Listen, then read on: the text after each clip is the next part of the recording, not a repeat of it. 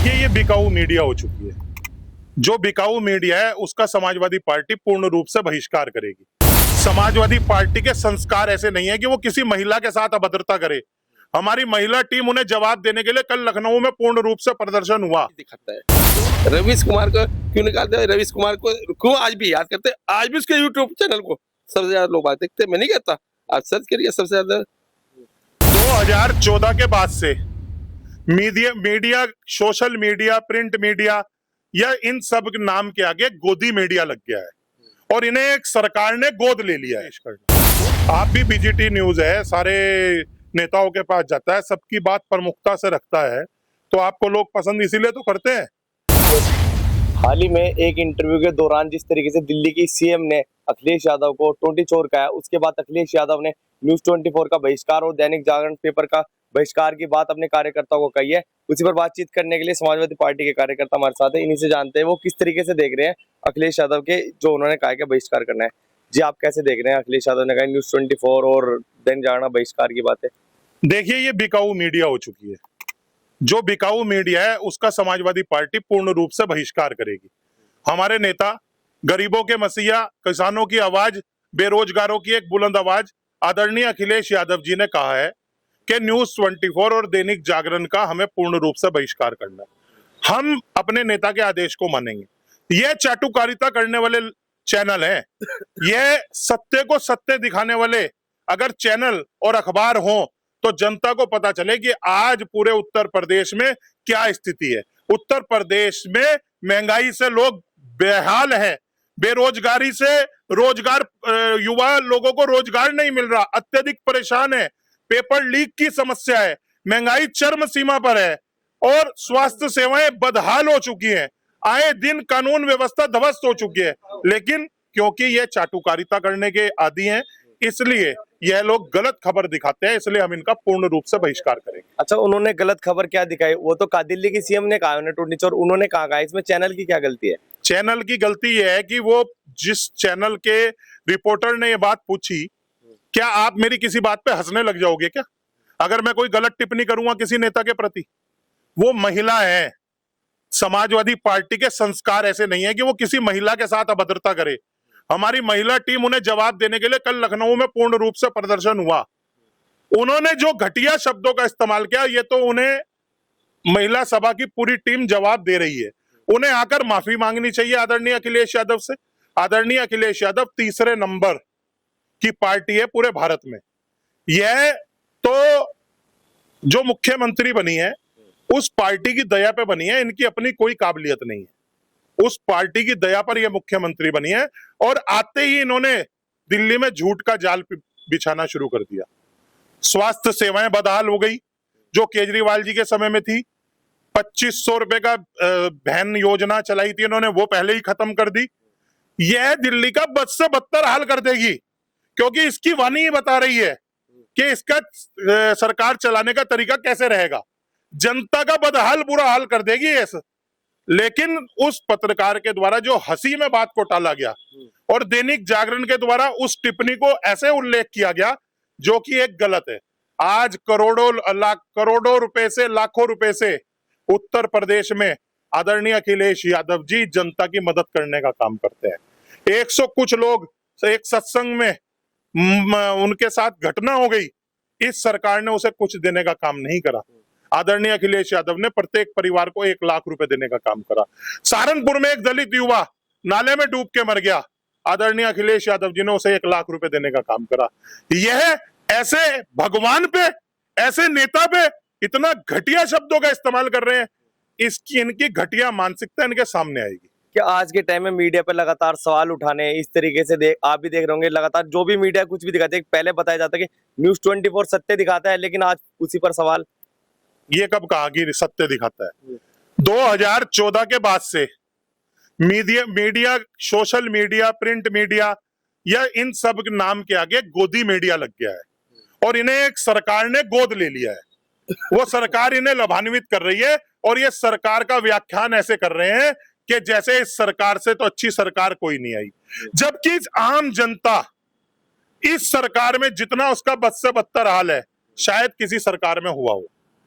ना इस सरकार में रोजगार है, किसानों को एमएसपी नहीं है, महंगाई चरम सीमा पर है। अभी हाल फिलहाल में ही 50 रुपए सिलेंडर पे बढ़ा दिए, 2 रुपए डीजल और उस पे बढ़ा दिए, लगातार पैसे बढ़ा रहे हैं। सिर्फ इनके पास एक हथकंडा है, धर्म का, और ये भोली भाली जनता को धर्म के नाम पर बहला फुसलाकर वोट लेकर सत्ता में बैठने का काम कर रहे हैं, जनता को सुविधाएं देने का काम नहीं कर रहे। लेकिन बीजेपी के लोग ये कह रहे हैं कि 20 चोर तो पहले से भी लोगों ने कहा, कई तमाम नेताओं ने भी कहा, लेकिन इस बार ऐसा क्या हो गया? भाई सड़क का कोई उठाई गिरा कह दे तो वो तो ऐसे उसकी बात का कोई परवाह नहीं है, लेकिन एक संवैधानिक पद पे बैठी हुई मुख्यमंत्री और ऊपर से महिला ऐसे शब्दों का चयन कर रही है तो इसकी घोर निंदा की जानी चाहिए, घोर निंदा। सड़क पर हाथी चलता है, कुत्ते लाख भौंकते हैं, उसे परवाह नहीं होती, लेकिन जब कोई संवैधानिक पद पर बैठा हुआ व्यक्ति अगर ऐसे गलत शब्दों का इस्तेमाल करता है तो वो निंदनीय है। जी भाई साहब, आप कैसे देख रहे हैं जिस तरीके से अखिलेश यादव ने बहिष्कार की बात की, आप कैसे देखते हैं? देखिए, हमने तो जागरण को उसी दिन से पढ़ना बंद कर दिया था जिस दिन से माननीय नेताजी मुलायम सिंह जी ने हल्ला बोल कहा था, बहिष्कार किया था, हमने तो उस दिन से जागरण को पढ़ना ही बंद कर दिया है। अच्छा है कि अब और कम इसके बिक्री कम हो जाएगी, क्योंकि इन्हें भी पता होना चाहिए कि लोकतंत्र का जो चौथा स्तंभ है वो खुल कर लिखना चाहिए। आप किसी के दबाव में नहीं काम कर रहे, लेकिन आज की तारीख में चौथा स्तंभ ही बिक चुका है। जागरण तो है ही नहीं है, जागरण तो भारतीय जनता पार्टी की बी टीम के तौर पर काम करते हैं। अरे भारतीय जनता पार्टी नहीं है, अब जा भारत लूटो पार्टी बन गए, भारतीय ध्यान भटकाओ पार्टी है। जनता को जब ध्यान भटकाओगे, जो मेन मुद्दे हैं देश के, नौजवान पे बात नहीं करेंगे, किसान पर बात नहीं करेंगे, शिक्षा पर बात नहीं करेंगे, जो चरम सीमा में महंगाई है, आज जो कैसे शेयर बाजार का धर्म हुआ, कैसे एकदम कितने लोगों का पैसा डूबा है, उससे नहीं बात करेंगे। ये हिंदू और मुसलमान इस तरह से भाषा करते हैं इस्तेमाल, तो बड़ा दुख की बात है। ऐसी घटनाएं, ऐसी सोच के व्यक्ति या ऐसे अखबार जो सोचते हैं, लिखते हैं घटिया, उनका तो बहिष्कार होना चाहिए, चाहे वो चैनल हो चाहे अखबार हो। अच्छा, आप भी देखते होंगे लगातार चैनलों पे इस तरीके की डिबेट तो चलते हैं, लेकिन चैनलों की क्या गलती? जो प्रवक्ता है वो इस तरीके की बातें करती है, चैनल की कहाँ गलती? नहीं, चैनल को भी तो अपने लोकतंत्र में क्या है, उसको अपना एक क्रेडिट है कि आप उस पर भड़काऊ चीज नहीं करेंगे या किसी के व्यक्ति के खिलाफ आप बात नहीं करोगे। पहले गाइडलाइन हो, मैं यहाँ खड़ा हूँ, पार्टी की तरफ से करो, मेरा व्यक्तिगत भी है, क्या मुझे आप ये अधिकार देंगे मैं किसी को भी गाली दे दूंगा या किसी के बुरे भले कह दूंगा? क्यों कहो भाई? मैं, ये आपका भी कर्तव्य है कि आप पहले गाइडलाइन तय कीजिए कि आपको बोलना है, किसी व्यक्ति के खिलाफ नहीं बोलेंगे, इस पार्टी के खिलाफ आप उसकी नीतियों पे बोलिए। आप खिलाफ तो आपको किसने अधिकार दे दिया? तो ये आपकी जिम्मेदारी है। लोकतंत्र का जो चौथा स्तंभ पर जनता की एक बुलंद आवाज होती थी, आज वो बिक चुका, ये बिल्कुल एक तरह से मर चुका, जमीन ही मर चुका। ये बड़ा दुख भाग, ये मैं नहीं कहता, ये जो देश की जनता ये कहता है यार ये तो चैनल ये बिका हुआ है, मीडिया बिकी हुई है, आम पब्लिक कहती है। बड़ा दुख होता है जब हम लोगों को भी हमारे सामने बात आती है कि यार लोकतंत्र मर गया, ये लोकतंत्र का चौथा स्तंभ है। अरे लोकतंत्र हमारे यहाँ देश का लोकतंत्र है, उनमें अपनी बात को कहना कहते हैं, लेकिन ये भी हमें अपनी वाणी पे भी तो संयम रखना पड़ेगा। अच्छा, कौन सा ऐसा चैनल, आप कह रहे हो कि तमाम चैनल बिक चुके हैं, जो आपकी आवाज उठाए, कौन सा ऐसा चैनल है? ऐसा हम चाहते हैं कि जो सत्य दिखाए, वो सरकार की आलोचना भी करे और विपक्ष की जो आंदोलन है वो सही कर रहे हैं तो उसका भी दिखाना, पारदर्शी होना चाहिए। चमचागिरी नहीं करनी चाहिए सरकार की, किसी की भी चमचागिरी मत करो, जो सच्चाई वो जनता के सामने लाना चाहिए। जनता को विश्वास होना चाहिए कि हाँ ये फला अखबार वाला है, चैनल वाला ये सही चीज दिखाता है। रवीश कुमार को क्यों निकालते हैं? रवीश कुमार को क्यों आज भी याद करते हैं? आज भी उसके यूट्यूब चैनल को सबसे ज्यादा लोग बात देखते हैं, मैं नहीं कहता, आप सर्च करिए सबसे ज्यादा। ये तो सच्चाई तो दिखाते हैं। आप अच्छी चीज दिखाओगे, आपको भी जनता कहेगी भाई बेटी भी बढ़िया दिखाता है, हम आपकी भी देखते हैं, ऐसा नहीं।